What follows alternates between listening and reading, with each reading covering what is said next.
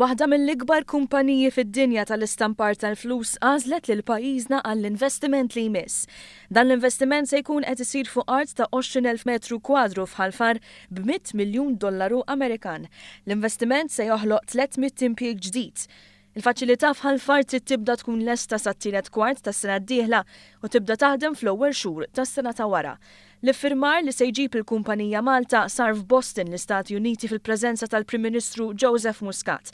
Bil-ġurnalisti setgħu jsegwu l-iffirmar ta' dan l-investiment b'mod dirett mill-Berġa ta' Kastilja.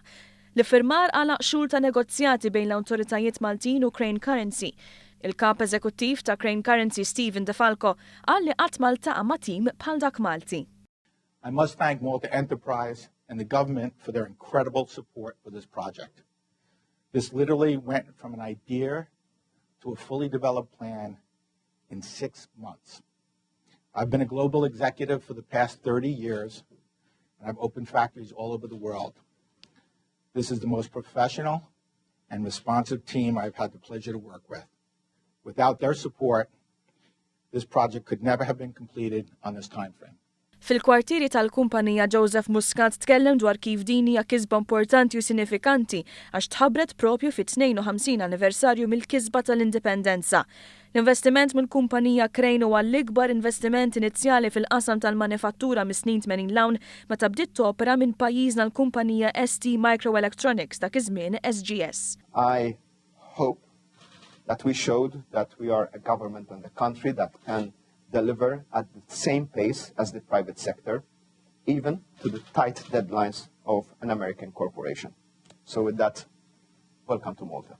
Thank you very much. Il-kumpanija taħdem minn diversi postijiet. Minn Delton, Massachusetts tipproduċi l-flus għall-Gvern Amerikan, f'New Hampshire tipproduċi aspetti ta' sigurtà, fl-Iżvezja tistampa flus internazzjonali u f'Georgia tiżviluppa r-riċerka u l-iżvilupp. Dan kollu kien żviluppat f'200 sena esperjenza li matulhom Crane bdiet tkun fdata minn diversi bankijiet ċentrali madwar id-dinja.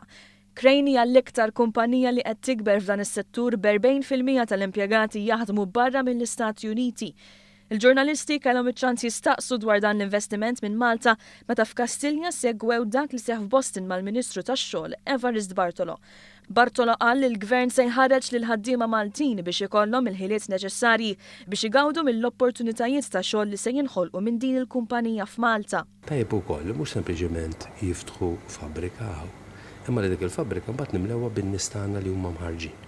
Aħna konvinti li flimkien mal-Jobs Plus u flimkien mal-MCAST nistgħu nagħmlu programm qawwi ta' taħriġ professjonali u vokazzjonali biex in-nies ikollhom il-ħiliet meħtieġa biex jistgħu jimlew tal-impjiegi. Dan investiment mill-Istati Uniti jingħaqad ma' oħrajn li fl-aħħar 3 snin ġew pajjiżna minn kull rokna tad-dinja, fosthom miċ-Ċina, mis-Singapore, mill-Indja, mill-Ġordan, mill-Azerbajġan u mir-Renju Unit.